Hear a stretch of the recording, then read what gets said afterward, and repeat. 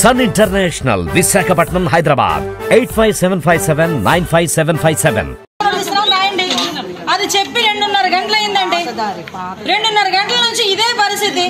ఎండ్లో నుంచో పెడుతున్నారు, బయటికి వెళ్ళినవరు అలా నోటీస్ ఇవ్వట్లేదు. నాకు పంపించి స్వామి ఇక్కడ మేము ఇబ్బంది పడుతున్నాం. ఎంతసేపు 5 మినిట్స్ లగండి సార్, మీ బలం సరిపోదు. లగండి, ఇక మేము ఫిట్నెస్ పెంచుకోలేము, మిమ్మల్ని ఎదుర్కోవాలంటే. ఉందమ్మా నోటీస్ తయారు చేసి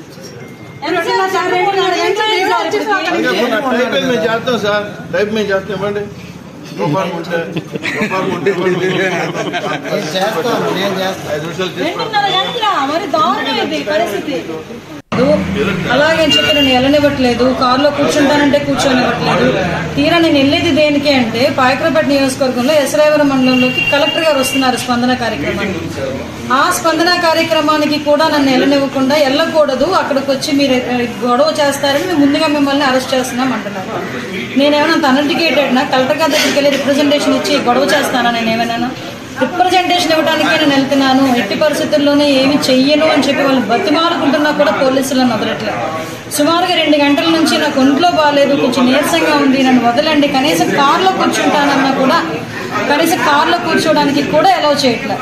ఇంతకీ విషయం ఏంటంటే ఈ రాష్ట్రంలో జగనన్నకి చెబుదామని చెప్పి స్పందన కార్యక్రమాన్ని ఏర్పాటు చేశారు.